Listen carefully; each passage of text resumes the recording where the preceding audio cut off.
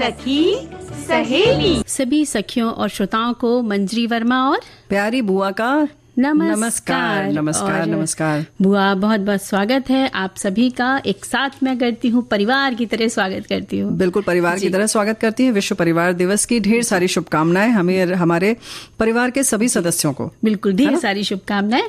और इसी के साथ साथ बुआ हम लोग सखी सहेली पर अपने विषयों के बारे में बात कर लेते हैं कि आज हम बात करेंगे फूड पॉइजनिंग से बचें, इसके बारे में बात यानी कि फूड पॉइजनिंग क्या होती है और किस किस तरीके से हो सकती है, क्या क्या चीजें हमें ध्यान में रखना है जी। और वहीं सखी विशेष में हम बात करेंगे विद्यावती कोकिल जी के बारे में बात करेंगे।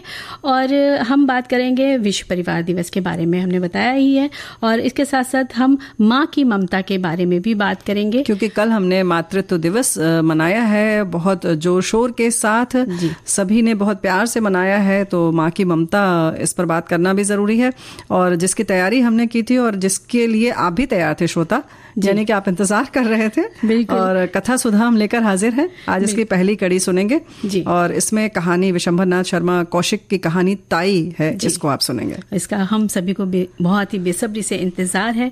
तो बस बड़ा अच्छा लगेगा जब ये कहानी हमारे बीच आएगी, है ना? ये तो भाई देखो, हमारे श्रोता बताएंगे कि कैसा लग रहा है ना? जी बिल्कुल।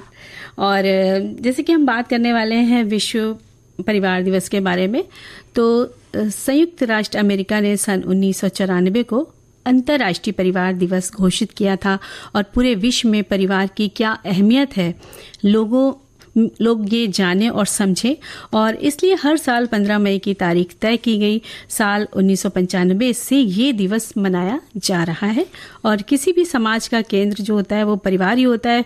परिवार में हर उम्र के लोगों का साथ खुशी के पल लाता है। और इस दिन कई कार्यक्रम करके ये दिन उत्सव की तरह मनाया जाता है। और ये जो दिन है, ये इसका महत्व सभी जानते हैं, क्योंकि परिवार की परिभाषा की हम बात करें, चिन्ह की बात हम बाद में करेंगे, पहले हम परिवार की परिभाषा की बात करते हैं।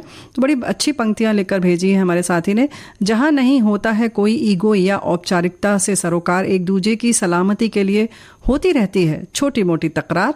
जहां कभी अपनों के लिए अनिवार्य नहीं कोई आभार, पत्नी की मुस्कुराहट पर पति हो जाए निसार, अक्सर झेलता रहे निरीह बन पत्नी के प्रवचनों का गुब्बार, फिर भी हर गतिविधियों में हो अपनापन का दीदार।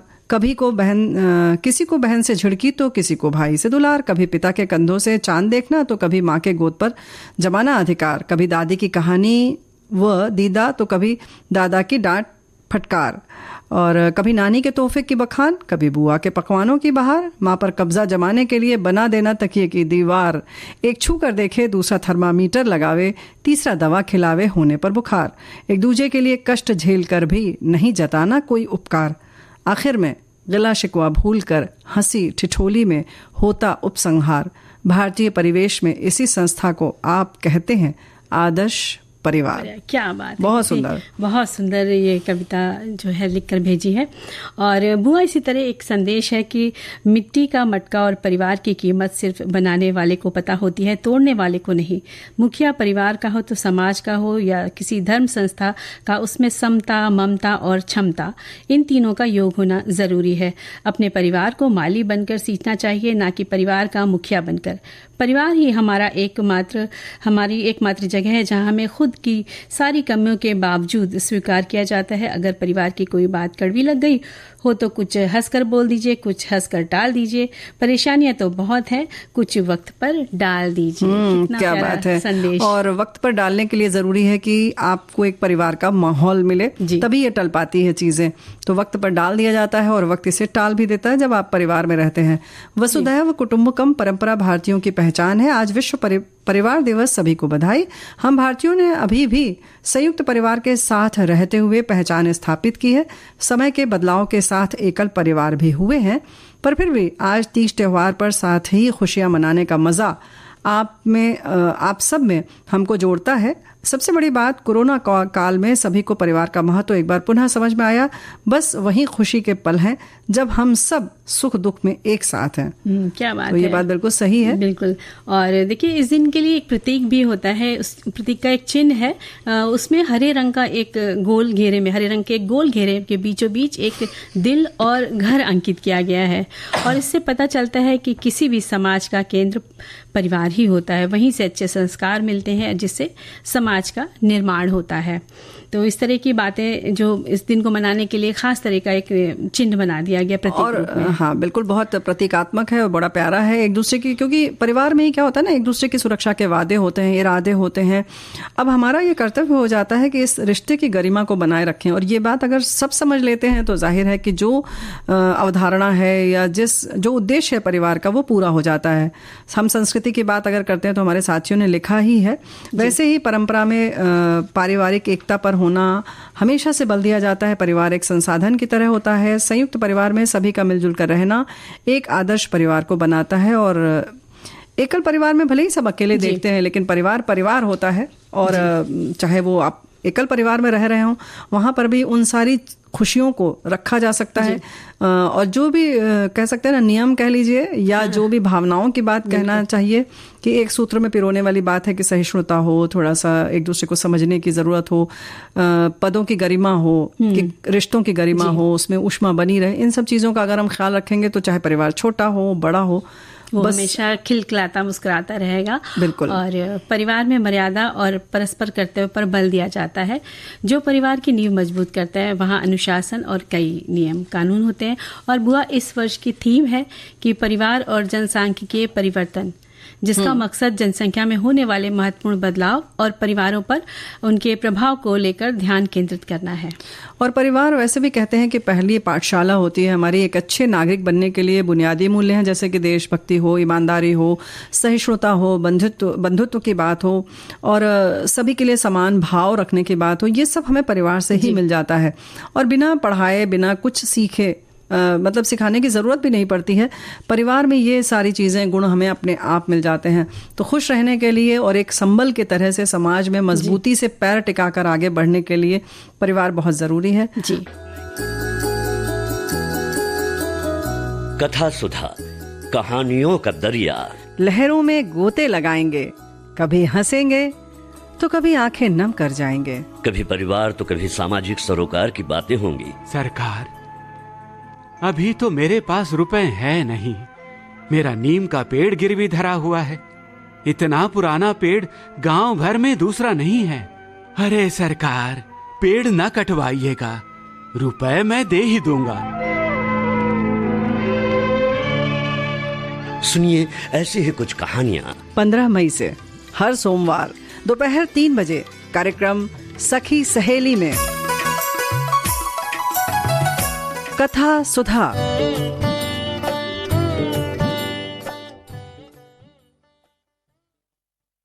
भाई, आज कौन सी तारीख है? आज 15 तारीख है, सोमवार का दिन है। तो आज बड़ा खास दिन है। तो सबको पता ही चल चुका है कि कथा सुधा आएगी और उसमें ताई की नामा कहानी हम लोग सुनेंगे। जी। और हमारे बहुत सारे साथियों ने मदर्स डे के बारे में भी लिखा है। माँ की ममता के बारे में अगर हम बात करें तो परिवार और दोनों जुड़ा हुआ ही एक तरीके से है। साथी लिखते हैं कि कल ही मदर्स डे था। मैं परिवार की बड़ी बहू थी। जब माँ बनी थी तब सभी को बहुत खुशी हुई। प्यारी सी गोरी चिट्ठी बेटी को घर वाले अड़ोसी पड़ोसी खिलौना समझते। जब वो रोती तब मेरे पास लाते। वो खुशी याद है। माँ बनना कितना सुख देता है। आज परिवार दिवस है। मेरे परिवार में हम 25 लोग थे। बहुत सारी रोटियां बनाते। 3 देवरानी थी। मिलकर काम करते। कोई झगड़ा नहीं होता था।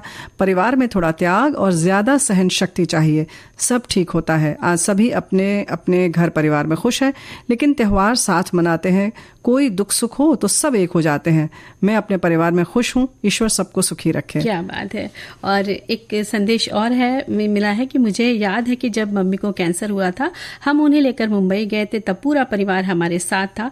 मेरे दोनों ताऊ जी, मेरी बुआ, मामा, नाना, नानी, इन लोगों ने कभी हमारा साथ नहीं छोड़ा। और मम्मी हमें छोड़कर चली गई तो हम लोगों का पूरा ध्यान रखा। कभी भी अकेलापन महसूस नहीं होने दिया। आज भले ही सब लोग अलग अलग रहते हैं, पर सभी त्योहार साथ में मनाते हैं।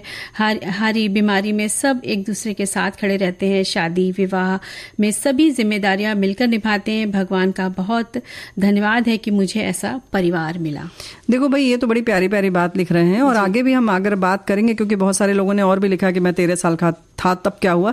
लेकिन बीच में एक और बड़ी मजेदार बात यह है कि माँ की ममता सिर्फ प्यार ही नहीं है, माँ के गुस्साए आंखों में भी ममता ही छलकता है। भाई बहन वाले परिवार में जब किसी गलती पर डांट पड़ती तो यही लगता माँ मुझे कम प्यार करती है और उसे ज्यादा करती है। पर जब खुद माँ बनी तब समझ में आया कि माँ का ममत्व ही था जो डांट कर कभी इमोशनल ब्लैकमेल करके हमारी गलतियों को सुधारती थी कि आगे चलकर मेरे बच्चों को इस नासमझी के चलते तकलीफ ना हो। ये माँ की ममता ही तो होती है जी। और बुआ, एक बड़ी प्यारी सी कविता है, निंदिया बहुत ललन को प्यारी। तो ये हम सुनाते हैं कि अपने प्राणों को दीपक कर जीवन को कर बाती, अपने प्राणों को दीपक कर जीवन को कर बाती, सिरहाने बैठी बैठी हूँ कब से उसे जगाती, भभक उठी है छाती मेरी आंखें हैं कुछ भारी, निंदिया बहुत ललन को प्यारी।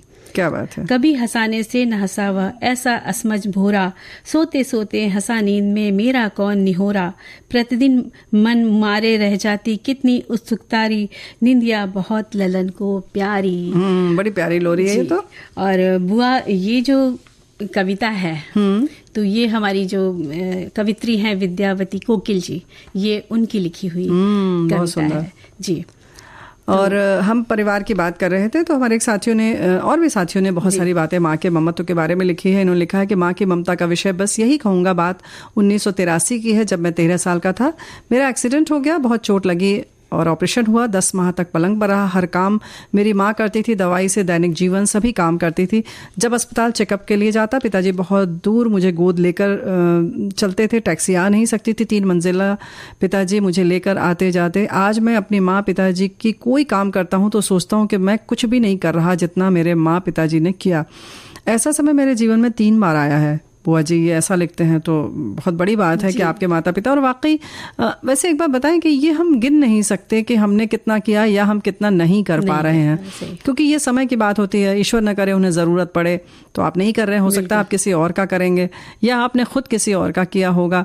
तो ये चक्र ऐसा नहीं है कि हम आपको देंगे तभी आप हमें देंगे, है ना।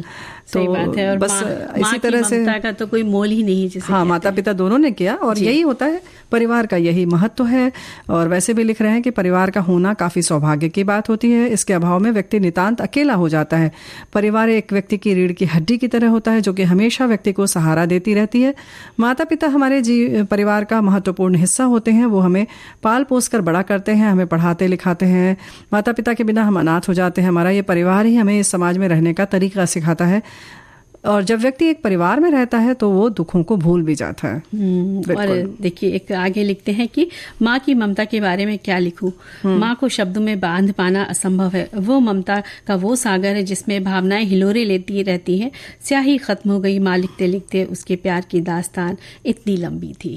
क्या बात है। तो भाई माँ की ममता वाकई ऐसी है। हमारे साथी भी लिखते ही जा रहे हैं। एक और बड़ी प्यारी सी पंक्ति है कि माँ की ममता, इस बारे में हम क्या कहें। ममता के बिना माँ हो ही नहीं सकती, माँ की वजह से ही हर दिन है। माँ ने हमें ये शरीर दिया है, ईश्वर के बाद माँ का स्थान है। भगवान खुद धरती पर आ नहीं सकते, इसलिए माँ दी जो अपने दुख भूल कर हमारे सुख के लिए जीती है। तो भाई ये बात तो है कि माँ के बारे में जितना भी लिखा जाए कम है। हम जैसे बार बार कह रहे हैं और हमारे साथी भी लिखते ही जा रहे हैं और कोई भी पंक्ति ऐसा नहीं लग रहा है कि इसको छोड़ा जा सकता है। जैसे इन्होंने लिखा है कि माँ की ममता कैसे लिखूं, तुझे शब्दों में पिरो रहा हूँ माँ। तपती दोपहरी में शीतलता है माँ, बारिश के रिमझिम फुहार है माँ, मिट्टी के कण कण में है माँ, घर की रोशनी में है माँ, परिवार का आधार है माँ, बच्चों में संस्कार है माँ। मातृत्व दिवस में मैं क्यों मनाऊं, मातृत्व दिवस मैं क्यों मनाऊं, तू तो हर क्षण साथ है माँ। तो इन्होंने लिखा है, खुद रचना की है ये। बहुत बहुत बधाई, बहुत बहुत धन्यवाद। और भाई देखो, जैसे कि माँ की बात हम कर ही रहे हैं और तुमने पहले ही लोरी सुना दी और ये लिखी हुई थी विद्यावती कोकिल जी की। तो इनके बारे में हम बता दें कि इनका जन्म हुआ था हसनपुर में ना जी। विद्यावती कोकिल का जन्म 26 जुलाई सन 1914 ईस्वी में हसनपुर, मुरादाबाद, उत्तर प्रदेश में हुआ था। विद्यावती को भारत की प्रसिद्ध कवित्रियों में स्थान प्राप्त है। उनकी प्रारंभिक रचनाओं का प्रथम काव्य संकलन प्रणय, प्रगति एवं जीवना अनुभूति के हृदयग्राही गीतों के संग्रह के रूप में ये प्रकाशित हुआ था। और विद्यावती मूलतः एक गीतकार थी। गीति तत्व की सहज तरलता उनकी कविताओं की आंतरिक विशेषता है। उनका अधिक समय प्रयाग में ही बीता और इनका परिवार जो है पुराना आर्य समाजी और देशभक्त रहा है। स्कूल कॉलेज से ही आपकी काव्य साधना शुरू हो गई थी।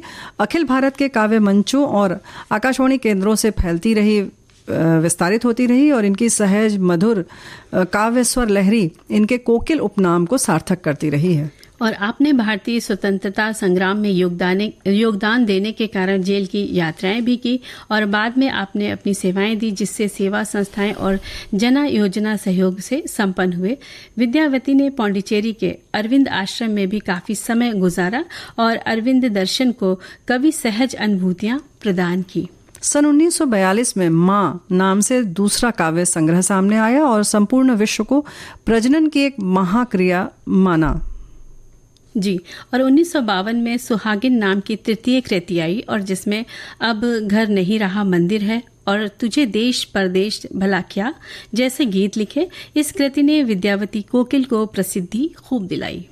गीतों की विभोरता, तन्मयता और सहज अनुभूतिशीलता आज के नारी मनोविज्ञान, सामाजिक यथार्थ और मानवीय आकांक्षा को भजनों की पावनता प्रदान करती दिखाई देती है और आपकी रचनाएं सहज ही मन को छू लेती हैं। और सुहाग गीत है, लोक गीत संग्रह है ये इनका, और सन 1953 में प्रकाशित हुआ था। पुनर्मिलन सन 1956 में। और फ्रेम बिना तस्वीर इनका एक नाटक है। सप्तक जो अरविंद की 7 कविताओं का हिंदी अनुवाद है। अमर ज्योति नामक महाकाव्य जो प्रकाशित नहीं हुआ। विद्यावती कोकिल जी ने महर्षि अरविंद के सावित्री महाकाव्य का हिंदी काव्य रूपांतर भी किया। और इनकी एक कविता याद आ रही है, चिड़िया क्यों उड़ जाती है, मुझको आता हुआ देखकर चिड़िया क्यों उड़ जाती है, मेरे सींचे हुए आम की इन बौराई डालों पर कठिन गगन यात्रा से थककर पहर पहर सुस्ताती है, मेरे कर से मेवा मिश्री लेने में शर्मा जाती, स्वयं उतरकर रूखा सूखा दाना चुगने आती है, मेरे मखमल के गद्दों से है कितना वैराग्य उन्हें, पत्रों के मचान पर बैठी पर दिन दिन भर गाती है, पत्रों के मचान पर बैठी पर दिन दिन भर गाती है, सोने के सुखमय पिंजरे पर आता उनको मोह नहीं, दिन भर तिनके बिन घोंसला अपना दूर बनाती है, मुझको आता देख चिड़िया क्यों उड़ जाती है, यहीं पेड़ के नीचे अपनी शाला नित्य लगाऊंगा, ताकूंगा गूंगे फूलों पर क्यों इतना बतियाती है, मुझको आता देख चिड़िया क्यों उड़ जाती है। और इस तरीके की तमाम रचनाएं करने वाली कोकिल जी 10 जुलाई सन 1990 को इस नश्वर कहना चाहिए संसार से उड़ गई। बिल्कुल। और जब भी इनकी कविताएं देखते हैं तो कितना उसमें प्रकृति से भरा, सुंदर, जीवों के प्रति कितना प्रेम है, इस तरह की उसमें भावनाएं मिलती हैं। तो बड़ा अच्छा लगता है कि उन्होंने दिल को छूती हुई कविताएं लिखी हैं। बहुत सहज और सरल तरीके से लिखा है। लेकिन बात फिर आती है कि जब हम कभी साहित्य की बात करते हैं या कुछ बात भी करना चाहते हैं तो एक सहज सरल होना बहुत जरूरी है, तभी हम किसी के दिल तक पहुंच पाते हैं। तो ऐसा नहीं है कि अगर हम भारी भरकम शब्दों का प्रयोग करें या बहुत कुछ ऐसा करें तभी हमें कुछ लगेगा कि हाँ ये बड़े मतलब विवेकपूर्ण है या विद्वान है। तो इसके लिए हम सामान्य तौर पर भी जो बातें करते हैं ना मंजरी बिटिया, तो हम सहज सरल रह सकते हैं ना। बिल्कुल रह सकते हैं। और अपनी बात, अपनी जो सहज भाषा में, अपनी आसान बोली में जब हम अपने मन के भावों को लिखते हैं तो वो दूसरे के दिल में सीधा पहुंच जाती है, उसको बहुत आसानी से समझ जाता है। तो कविता लिखना कहते हैं बुआ हर किसी के बस की बात भी नहीं, बिल्कुल नहीं है भाई, ना कोई गीत लिख सकता है। नहीं तो अब तक हम कितना लिख चुके होते पता है, बहुत पूरी ये सब भर चुकी होती है, जितनी तुम किताब कागज लेके बैठी हो ना सब भरा होता हमारी कविताओं से जी। लेकिन बहुत आसान नहीं है। बिल्कुल बिल्कुल, सब एक निचोड़ होता है, निचोड़ होता है। और ऐसी ही आज की हमारी जो कहानी है वो भी इतनी ही सहज सरल, जैसे लगेगा कि वैसे तो हमारे बहुत सारे साथियों ने लिखा भी है मंजरी बिटिया कि ये हमने पाठ्य पुस्तक में पढ़ी थी, आज इसको सुनेंगे भी, तो भी कुछ ऐसी ही है जैसे लगेगा कि हम अपने परिवार में ही बैठे हुए हैं और हमारी ही कुछ बातचीत चल रही है। बिल्कुल। तो बस हम लोग अंतराल के बाद एक बार फिर आप सभी का सखी सहेली कार्यक्रम में स्वागत है। और जैसे हमने कहा ना, हमने क्या कहा, हमारे साथी भी कह रहे हैं कि खत्म ही नहीं हो रहा है, ऐसा शब्द है माँ। क्या बात है।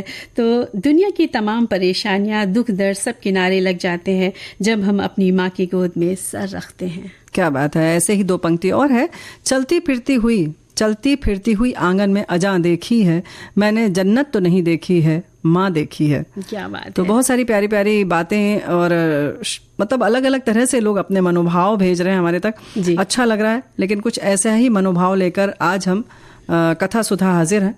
तो सुनते हैं इसकी पहली कड़ी। जी।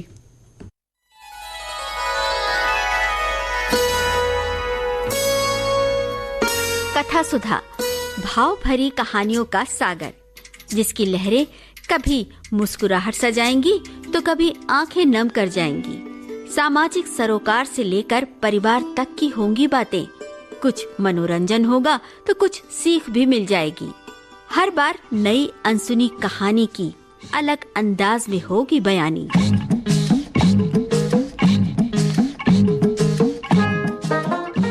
कहानी की मौलिकता बनाए रखते हुए श्रोताओं के लिए कार्यक्रम रोचक और सुगम हो, इसलिए कहानी में थोड़े बहुत बदलाव किए गए हैं। आशा है आपको कथा सुधा में डूबना अच्छा लगेगा।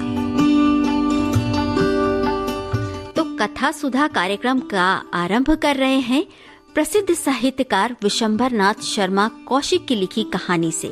कौशिक जी की गणना प्रेमचंद, जयशंकर प्रसाद, गुलेरी जी के समकक्ष की जाती है। 1899 में अंबाला में जन्मे कथाकार विशंभर नाथ शर्मा कौशिक ने लगभग 300 कहानियां लिखी हैं।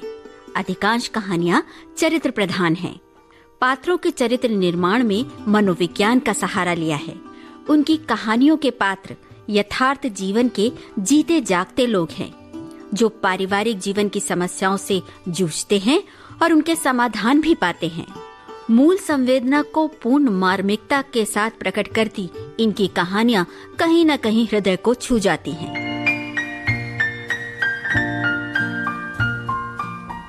आज कथा सुधा में हम इनकी जो कहानी लेकर आए हैं वो है ताई।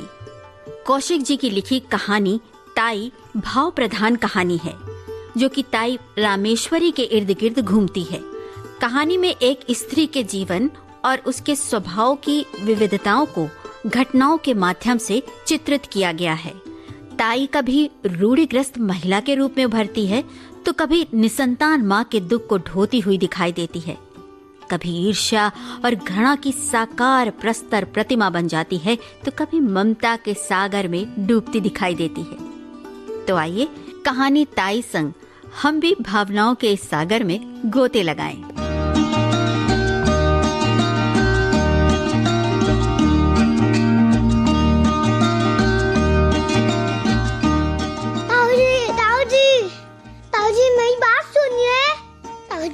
सुनिए ना ताऊ जी, क्या आप हमें रेलगाड़ी दिला देंगे?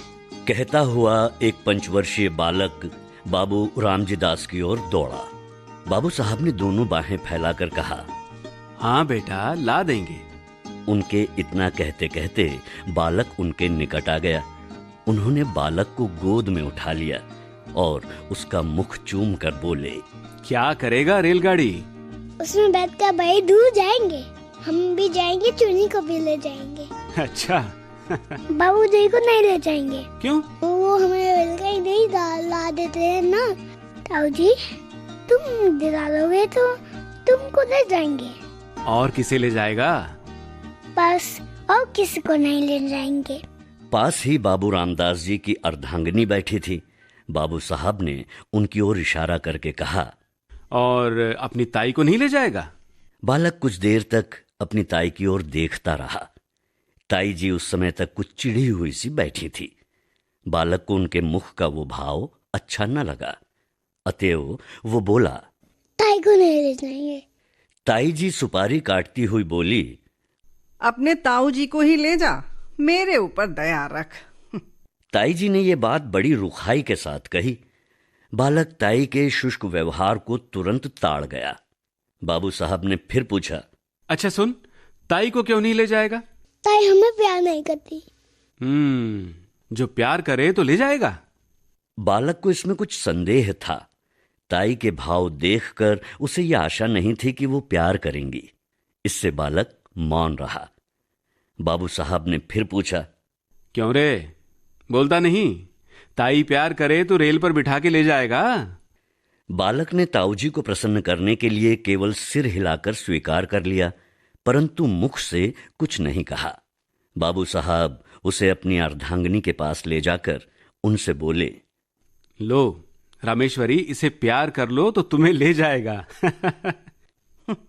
तुम ही रेल पर बैठकर जाओ, मुझे ये सब तुम्हारी चुहलबाजी ना बिल्कुल अच्छी नहीं लगती, और मुझे नहीं जाना है। प्यार नहीं करोगी तो फिर रेल में नहीं बिठावेगा, क्यों रे मनोहर? बाबू साहब ने रामेश्वरी की बात पर ध्यान नहीं दिया। बच्चे को उनकी गोद में बैठाने की चेष्टा करते हुए बोले, क्यों रे मनोहर? मनोहर ने ताऊ की बात का उत्तर नहीं दिया। उधर ताई ने मनोहर को अपनी गोद से ढकेल दिया।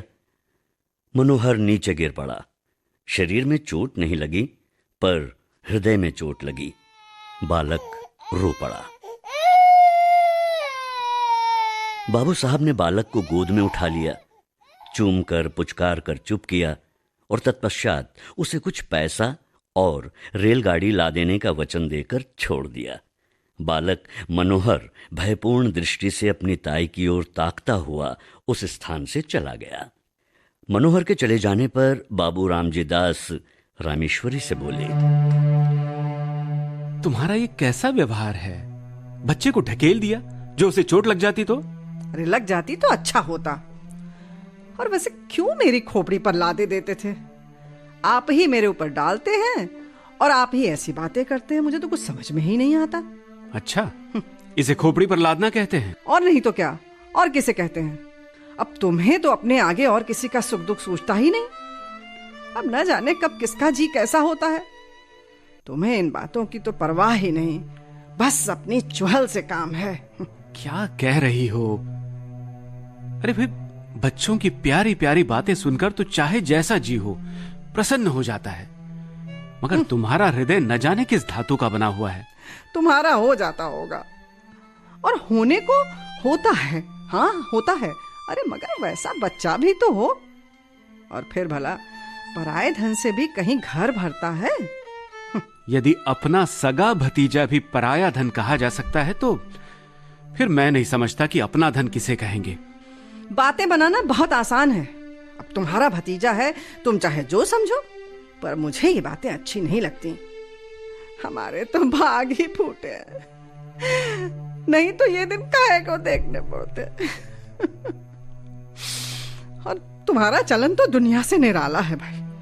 आदमी संतान के लिए न जाने क्या क्या करते हैं, पूजा पाठ करते हैं, व्रत रखते हैं, पर तुम्हें इन बातों से क्या काम? रात दिन ये भाई भतीजों में मगन रहते हो बस। बाबू साहब के मुख पर घृणा का भाव झलक आया। उन्होंने कहा, पूजा पाठ व्रत सब ढकोसला है। अब जो भाग्य में ही नहीं है वो पूजा पाठ से कभी प्राप्त नहीं हो सकता। मेरा तो ये अटल विश्वास है। हाँ, इसी विश्वास ने सब चौपट कर रखा है। ऐसे ही विश्वास पर सब बैठ जाए तो काम कैसे चले? भला बताओ, सब विश्वास पर ही न बैठे रहें। आदमी काहे को किसी बात के लिए चेष्टा करे, प्रयास करे? हाँ? तुमसे बात करना भी ना। बाबू साहब ने सोचा कि मूर्ख स्त्री के मुंह लगना ठीक नहीं, अतएव वो स्त्री की बात का कुछ उत्तर न देकर वहां से टल गए। बाबू रामजी दास धनी आदमी हैं, कपड़े की आढ़त का काम करते हैं, लेन देन भी है। इनसे एक छोटा भाई है, उसका नाम है कृष्णदास। दोनों भाइयों का परिवार एक में ही है। बाबू रामदास जी की आयु 35 के लगभग है और छोटे भाई कृष्णदास की आयु 21 के लगभग। रामदास जी निःसंतान हैं। कृष्णदास के 2 संतानें हैं। एक पुत्र वही पुत्र जिससे हमारे श्रोता परिचित हो चुके हैं, और एक है कन्या। कन्या की वय 2 वर्ष के लगभग है। रामजी दास अपने छोटे भाई और उनकी संतान पर बड़ा स्नेह रखते हैं, ऐसा स्नेह कि उसके प्रभाव से उन्हें अपनी संतानहीनता कभी खटकती ही नहीं। छोटे भाई की संतान को अपनी संतान समझते हैं। दोनों बच्चे भी रामदास जी से इतने हिले हैं कि उन्हें अपने पिता से अधिक समझते हैं। परंतु रामदास जी की पत्नी रामेश्वरी को अपनी संतानहीनता का बड़ा दुख है। वो दिन रात संतान की ही सोच में घुली रहती हैं।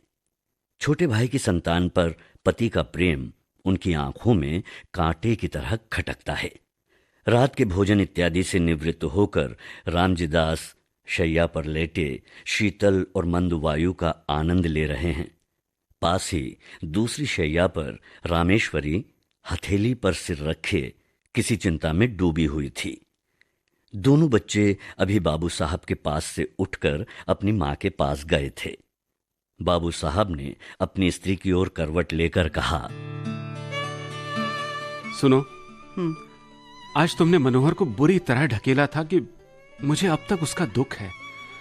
कभी कभी तुम्हारा व्यवहार अमानुषिक हो उठता है। अब तुम ही ने मुझे ऐसा बना रखा है। अरे हाँ, अब देखो, उस दिन उस पंडित ने कहा था ना कि हम दोनों के जन्म पत्री में संतान का जोग है और उपाय करने से संतान हो सकती है। हाँ, उसने उपाय भी बताए थे, पर तुमने उनमें से एक भी उपाय करके नहीं देखा। बस तुम तो इन्हीं दोनों में मगन रहते हो, और तुम्हारी इस बात से रात दिन मेरा कलेजा सुलगता रहता है। अब आदमी उपाय तो करके देखता ही है ना, फिर होना ना होना भगवान के अधीन है। रामेश्वरी, तुम्हारी जैसी सीधी स्त्री भी क्या कहूं।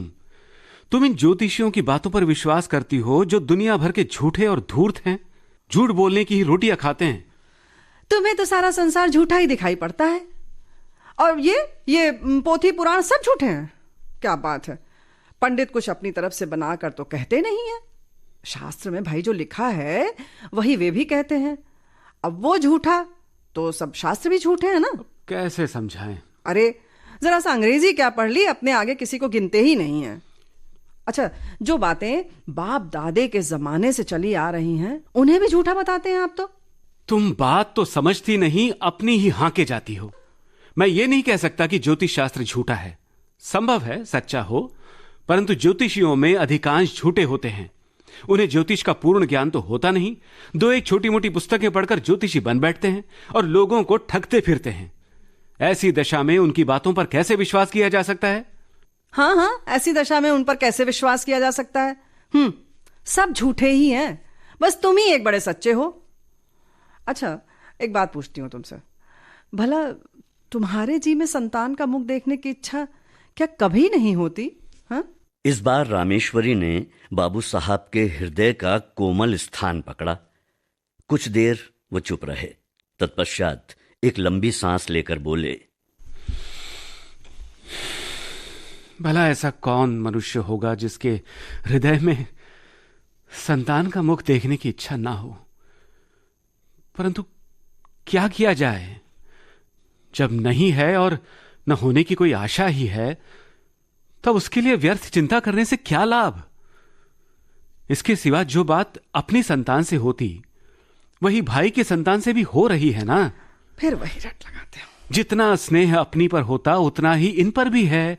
जो आनंद उसकी बाल क्रीड़ा से आता वही इनकी क्रीड़ा से आ रहा है ना। फिर नहीं समझता कि चिंता क्यों की जाए। तुम्हारी समझ को मैं क्या कहूं, इसी से तो रात दिन जला करती हूं। भला ये बताओ, हाँ जरा सोच के बताना, ये बताओ कि तुम्हारे पीछे क्या इन्हीं से तुम्हारा नाम चलेगा? अरे क्या रामेश्वरी, तुम भी कहां की तुच्छ बातें ले आई। अच्छा, ये तुच्छ हो गई बात। नाम संतान से नहीं चलता, नाम अपने अच्छे कर्मों से चलता है। तुलसीदास को देश का बच्चा बच्चा जानता है। सूरदास को मरे हुए कितने दिन हो चुके। इसी प्रकार जितने महात्मा हुए हैं उन सब का नाम क्या उनकी संतान के बदौलत चल रहा है। बड़े ज्ञानी हो गए। सच पूछो तो संतान से जितनी नाम चलने की आशा रहती है उतनी ही नाम डूब जाने की संभावना रहती है। परंतु सुकर्मों से नाम तो बढ़ता ही है, घटने की आशंका रहती ही नहीं। अब हमारे शहर में राय गिरधारी लाल कितने नामी थे, उनकी संतान थी नहीं? हाँ, पर उनकी धर्मशाला और अनाथालय से उनका नाम अब तक चला आ रहा है। अभी न जाने कितने दिनों तक चला जाएगा। भाई मेरे छोटे दिमाग में ये सब कुछ समझ में नहीं आता।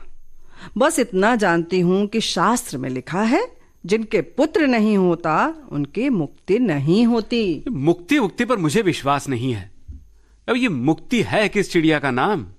यदि मुक्ति होना भी मान लिया जाए तो यह कैसे माना जा सकता है कि सब पुत्र वालों को मुक्ति हो ही जाती है? मुक्ति का भी क्या सहज उपाय है? ये कितने पुत्र वाले हैं, सभी को तो मुक्ति हो जाती होगी। इस पर रामेश्वरी निरुत्तर होकर बोली, अब तुमसे कौन बकवास करे?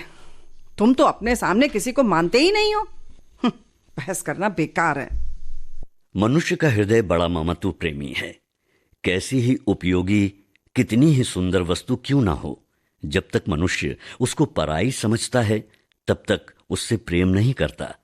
किंतु भद्दी से भद्दी और बिल्कुल काम ना आने वाली वस्तु को यदि मनुष्य अपनी समझता है तो उससे प्रेम करता है। पराई वस्तु कितनी ही मूल्यवान क्यों ना हो, कितनी ही उपयोगी क्यों ना हो, कितनी ही सुंदर क्यों ना हो, उसके नष्ट होने पर मनुष्य कुछ भी दुख का अनुभव नहीं करता, इसलिए कि वो वस्तु उसकी नहीं, पराई है। अपनी वस्तु कितनी ही भद्दी हो, काम में ना आने वाली हो, नष्ट होने पर मनुष्य को दुख होता है, इसलिए कि वो अपनी चीज है। कभी कभी ऐसा भी होता है कि मनुष्य पराई चीज से प्रेम करने लगता है। ऐसी दशा में भी जब तक मनुष्य उस वस्तु को अपना बनाकर नहीं छोड़ता अथवा हृदय में ये विचार नहीं कर लेता कि वो वस्तु मेरी है, तब तक उसे संतोष नहीं होता। ममत्व से प्रेम उत्पन्न होता है, प्रेम से ममत्व। इन दोनों का साथ चोली दामन का सा है, ये कभी पृथक नहीं किए जा सकते। यद्यपि रामेश्वरी को माता बनने का सौभाग्य प्राप्त नहीं हुआ था, तथापि उनका हृदय एक माता का हृदय बनने की पूरी योग्यता रखता था। उनके हृदय में वे गुण विद्यमान और अंतर्निहित थे जो एक माता के हृदय में होते हैं, परंतु उसका विकास नहीं हुआ था। उसका हृदय उस भूमि की तरह था जिसमें बीज तो पड़ा हुआ है, पर उसको सींचकर और इस प्रकार बीज को प्रस्फुटित करके भूमि के ऊपर लाने वाला कोई नहीं। इसलिए उसका हृदय उन बच्चों की ओर खींचता तो था, परंतु जब उसे ध्यान आता था कि ये बच्चे मेरे नहीं दूसरे के हैं, तब उसके हृदय में उनके प्रति द्वेष उत्पन्न होता था, घृणा पैदा होती थी। विशेषकर उस समय उनके द्वेष की मात्रा और बढ़ जाती थी जब वो ये देखती थीं कि उनके पतिदेव उन बच्चों पर प्राण देते हैं जो उनके नहीं हैं।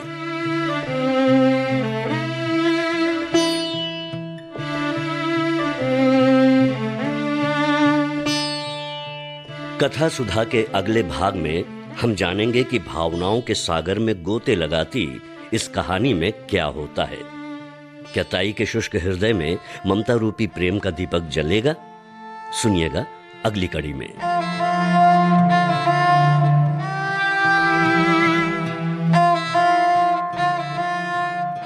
कथा सुधा के प्रथम अंक में आज आपने सुनी सुप्रसिद्ध कथाकार विशंभरनाथ शर्मा कौशिक की लिखी कहानी ताई।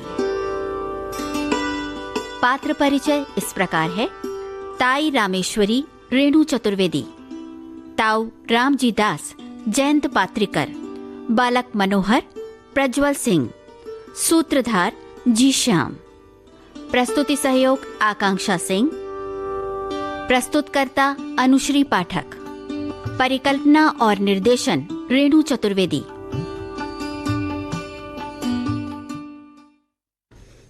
तो बुआ कितनी अच्छी सी कहानी अभी हम लोग ने सुनी कथा सुधा में ताई की। तो भाई ताई जहाँ पर अभी बात चल रही है वहाँ पर रामेश्वरी की भतीजे की, तो अब देखते हैं कि अगली कड़ी में क्या होता है। बिल्कुल जिज्ञासा बनी रहेगी जी। लेकिन बहुत सारे हमारे साथियों ने इसको अपने पाठ्य पुस्तक में पढ़ा है, उन्हें याद भी होगा, लेकिन जो यहाँ की प्रस्तुति है विविध भारती के मंच से जो आपने ये पठन सुना वो कैसा लगा हमें जरूर लिखिएगा। बिल्कुल। तो बुआ देखिए गीत हम लोग ने सुना तो बड़ी बहार की बात थी। अच्छा, हमें लगा कि केवल तुम सुना रही हो, तुमने सुना ही नहीं सुन रहे थे, गीत सुन रहे थे। और बुआ देखिए आजकल गर्मियों का जो मौसम है उसमें ये जो समस्या है हमारी फूड पॉइजनिंग की, ये आम बात हो जाती है, सामान्य सी बात है। बिल्कुल सही बात है। और देखो क्या होता है कि अक्सर ये जो मौसम है इसमें चीज़ें जल्दी ख़राब हो जाती हैं, खाने वाली चीज़ें, लेकिन हम लोग को थोड़ी सी लालच लगती है, अब ज़्यादा बन गया है तो फ्रिज में रख दो, या कभी ध्यान नहीं दिया, निकाल के पहले रख दिया, फिर निकाला, तो उसमें कभी कभी चीज़ ख़राब हो जाती है और हमें पता नहीं चलता है ना। जी बिल्कुल। और ये चीज़ें हमें ध्यान रखनी होती है। और इसके साथ साथ जो दूषित पानी है उस पीने की वजह से भी ये समस्या हो जाती है, या जैसे आपने खाना बोला है बासी खाना है उससे उससे हो जाती है। और जो सब्जियां वगैरह हम लाते हैं, अगर हमने उनको ठीक से साफ नहीं किया, 2-3 पानी से नहीं धोया, तो भी ये जब हम पकाएंगे तो ये भी समस्या हमारे अंदर आ जाती है। बिल्कुल। फूड पॉइजनिंग में होता यह है कि बिल्कुल पेट, जिसको अक्सर कहते हैं, जिसको कहना चाहिए मथ जाता है या हौड़ देता है बिल्कुल पूरा, है ना, और मरोड़ सी उठती है, दर्द होता है, उल्टी हो जाती है, कभी कभी दस्त लग जाते हैं। यानी कि जो भी हमने खाया है वो पच नहीं रहा है और किसी तरह से शरीर जो है उसे स्वीकार नहीं करता है, उसको निकालना चाहता है, क्योंकि वो शरीर के लिए जहर ही है एक तरीके से। तो बाकी समस्याएं हों, लेकिन प्रकृति ने इसीलिए बड़ा ये खूबसूरत बनाया है पूरा सिस्टम कि वो खुद ब खुद निकालने की कोशिश करता है और उसको पूरी तरह से निकालता है। ऐसे में क्या होता है कि हमारा शरीर पूरा कमजोर पड़ जाता है, हम निढाल हो जाते हैं, है ना। और तो हमें बहुत ध्यान रखना चाहिए कि कैसे कैसे हो जाता है, तो हम वो ना करें। हाँ, वो चीज हम ना करें। और अगर हो गया है तो पहले तो ना ही करना, तो वही ध्यान देना है कि हमें, तो जैसे कि अभी तुमने पानी का कहा, ऐसे ही जैसे कि हम रास्ते में अक्सर कटा हुआ कोई फल देखा हमने या फ्रूट चाट वगैरह देख लिया, तो हम कोशिश करते हैं चलो लाओ खा लेते हैं, है ना। और इसके साथ जूस जो मिलते हैं हमें बनाकर वो लोग जो दे रहे हैं, उनमें भी कई बार ये चीजें हो जाती है कि सही फल नहीं धुला है, तो बर्तन नहीं धुला है, उस वजह से भी ये समस्याएं हो जाती है। तो हमें ये चीज भी ध्यान रखनी है कि हमें बाहर खुली हुई चीजों को नहीं खाना है। इससे अच्छा कि आप नारियल पानी पी लें, वो एकदम शुद्ध सात्विक है, आपको कोई दिक्कत नहीं होगी। तो इन सारी चीज़ों को ख्याल रखें। और वैसे भी बाहर का तो इस मौसम में खास तौर से बिल्कुल भी ना खाएं, क्योंकि जैसे हमने घर में बताया ना कि चीज़ खराब हो गई और हमें पता नहीं चला। तो बाहर तो वो और मसाला, देखो हर चीज़ का तुमने भी ध्यान दिया होगा कि जो भी चीज़ हम बाहर खाते हैं उसमें सब चीज़ 20 रहती है, है ना, मिर्च मसाला नमक, और इसीलिए शायद स्वादिष्ट भी लगता है रोजमर्रा में। हाँ, चटपटा अच्छा लगता है। कहना चाहिए बुआ जी, जवान को तो चटपटी चीजें अच्छी लगती है, लेकिन हम थोड़ा सा घर में चीज संतुलित खाते हैं तो लेकिन चीजों का लेकिन स्वाद पता चल जाता है हमको। और जब ज्यादा जब वो तेल डाल देते हैं, मसाले बढ़ा देते हैं, तो चीज खराब हो गई, हमें ये पता ही नहीं चलता, है ना। कोई सब्जी है, ज्यादा फ्राई कर दे तो पता ही नहीं चलेगा, पता नहीं चलता। और वो सच में बिल्कुल पॉइजनिंग, क्या मतलब वो सच में हमारे शरीर के लिए जहर होता है। बिल्कुल। और कई बार हम जाते हैं तो कहीं टंकी से हम पानी पी लेते हैं, तो वो भी ध्यान रखना है कि या तो हम अपने घर से ही पानी लेकर चले, या जब भी हम पानी ले रहे हैं तो नहीं चलना ही है घर से लेकर, साथ में लेके चले। और जब भी कहीं बोतल, पानी की जो बोतलें आती हैं वो ही हम लेकर के पिए, बंद, जिनकी सील पैक। लेकिन एक्सपायरी जरूर देख लेना चाहिए, पानी की भी एक्सपायरी होती है। ऐसे ही जो डिब्बा बंद चीजें पहले तो लेना, अगर ले भी रहे हैं तो उनका एक्सपायरी भी ध्यान रखें। और ये ना सोचे, अक्सर ऐसा भी होता है कि अरे 10 ही दिन तो हुआ है, अभी एक्सपायर हुए और इसको चलो इस्तेमाल कर लेते हैं, वो भी नुकसान, वो बिल्कुल ना करें। फूड पॉइजनिंग की पूरी संभावना हो जाती है। और फूड पॉइजनिंग मंजरी बिटिया ऐसा ना 7 तरीके के होते हैं। चलो तरीके हमें जानने की क्या जरूरत है, जहर तो जहर है, लेकिन इससे बचने के लिए जैसे हम लोगों ने बातें जो की वो न करें, तो जाहिर है कि हम ठीक ठाक रहेंगे। और पानी का बराबर ख्याल रखें, और हम समय का ख्याल रखें, हम समय का ख्याल रखते हैं, तो हम समझ रहे हैं। तो बुआ, अब सखी सहेली प्रोग्राम से लेते हैं विदा। तो सभी को मंजरी वर्मा और प्यारी बुआ का नमस्कार। विविध भारती।